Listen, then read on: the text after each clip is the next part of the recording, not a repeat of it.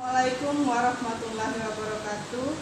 Nama saya Apriyanti dari Kabupaten Ogan Ilir, Provinsi Sumatera Selatan. Dalam modul keempat, perlindungan anak, saya membahas sesi 1, upaya pencegahan kekerasan dan perlakuan salah pada anak. Langkah ketiga, contoh-contoh penelantaran. Assalamualaikum warahmatullahi wabarakatuh. Waalaikumsalam warahmatullahi wabarakatuh. Apa kabar ibu-ibu? Baik, Bu. Sehat ibu? Sehat, Bu. Oke, ibu-ibu, hari ini kita lakukan pertemuan lagi seperti bulan-bulan yang lalu. Pertemuan apa Bu namanya Bu? P2K2, Bu. Iya betul, P2K2.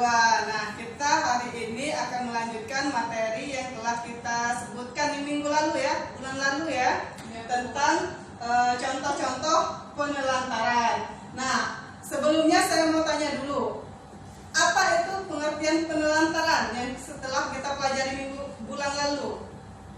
Penelantaran anak itu anak yang tidak diurus, Bu. Iya betul, terima kasih Bu Tina ya. Iya, penelantaran anak itu yaitu tindakan yang dilakukan tidak dilakukannya kewajiban dan tanggung jawab orang tua dalam memenuhi kebutuhan dasar anak, baik dari segi fisik, psikis, rohani maupun sosial. Nah, hari ini kita masuk ke materi tentang contoh-contoh penelantaran anak Bu ya. Iya. Nah, sekarang kita bagi dulu menjadi 2 kelompok ya. Kelompok Ibu Tina dengan kelompok Ibu Rista. Nah, coba diskusikan antar anggotanya Bu ya. Iya, Bu. Contoh-contoh penelantaran yang ada di sekitar lingkungan Ibu. Saya beri waktu 5 menit. Nanti coba sebutkan Bu ya. Oke, silahkan diskusikan dulu Bu ya. Iya, Bu. Nah. Oke, sudah Bu ya? Sudah 5 menit Bu ya? Sudah, Bu. Oke, coba dari Bu Tina. Contoh-contoh yang ada di lingkungan Ibu bentuk penelantaran. Penelantaran itu kalau anak itu pertama tidak diurusi, Bu ya. Misalnya saya ini, Bu. Misalnya kan kayak orang tua yang sibuk bekerja, Bu ya. Iya. Nah, sibuk bekerja itu kadang anaknya itu tidak diurusinya, Bu. Kadang dia balik malam balik pegawai itu misalnya sudah malam jam 8 atau jam 7 malam. Nah, itu kan anaknya kan tidak diurusi, Bu. Mandinya mandi dewe, makan dewe, kadang kayak itu, Bu. Iya, benar Bu Tina. Nah, kalau dari kelompok Ibu Rista bagaimana Bu Rista? Contoh penelantaran terhadap anak. Contohnya Bu, misal ke anak tadi tuh lah masuk sekolah Bu Iya. Nah, sekolahnya tuh lah tinggi, nah SMA. Iya. Tapi tidak disuruh begawi baik, malah cak itu nah Bu. Iya, itu salah satu bentuk contoh dari penelantaran anak. Nah, sudah baik semua ya Ibu-ibu ya. Di lingkungan kita memang sudah ada beberapa kasus tentang penelantaran anak. Nah, di sini kita lihat Bu ya, ada beberapa contoh penelantaran anak. Betul kata Ibu Tina tadi ya, dan Bu Rista tadi, betul. Nah, sekarang kita lihat lagi di sini. Pertama, tidak memberikan makanan yang sehat, aman, dan bergizi. Nah, ibu-ibu ya, salah satu bentuk contoh penelantaran anak yaitu tidak memberikan makanan Bu. Nah, kita seharusnya berikan makanan yang bergizi, makanan yang sehat dan aman kepada anak, biar tidak termasuk ke dalam penelantaran anak. Nah, selanjutnya tidak diberikan tempat tinggal dan pakaian yang layak, tidak pernah diberi waktu dan kesempatan bermain. Nah, pemberian waktu dan kesempatan bermain ini termasuk juga bentuk penelantaran Bu. Nah, anak-anak itu berikanlah waktu, berikanlah kesempatan untuk bermain, karena dalam bermain itu anak-anak bisa mengembangkan kreativitasnya Bu ya. Iya, Bu. Iya. Nah, selanjutnya tidak diizinkan sekolah. Nah, seperti Ibu Rista tadi, itu salah satu bentuk penelantaran, sebab anak-anak itu diwajibkan untuk sekolah 12 tahun Bu. 6 tahun di SD, 3 tahun di SMP, 3 tahun juga di SMA. Jadi jika tidak diizinkan untuk sekolah itu juga termasuk dalam bentuk penelantaran anak.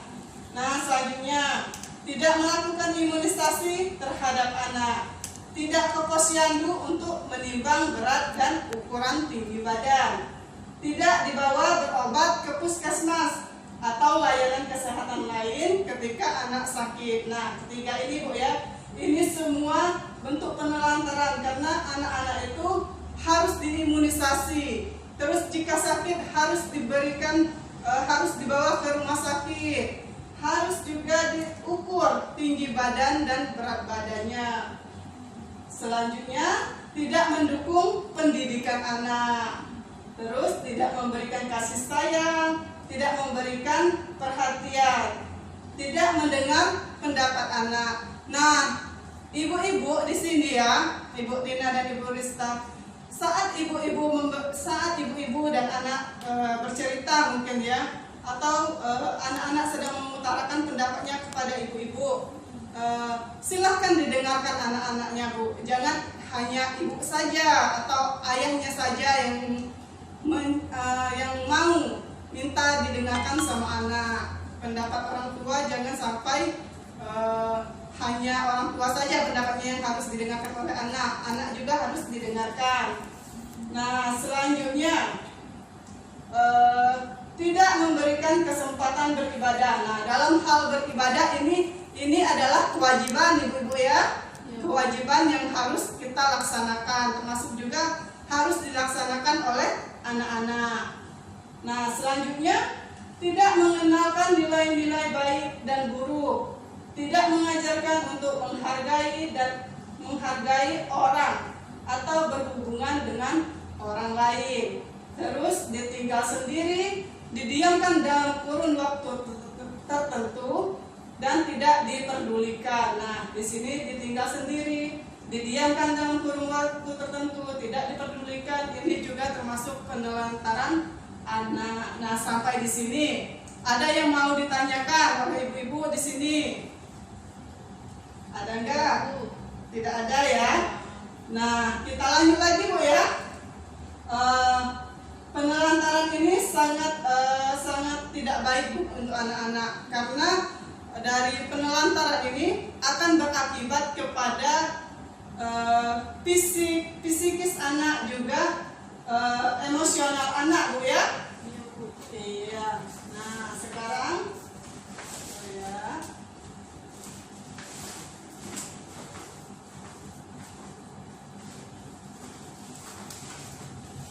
Nah, coba saya mau tanya dulu, dari beberapa contoh penelantaran tadi, ada akibatnya Bu.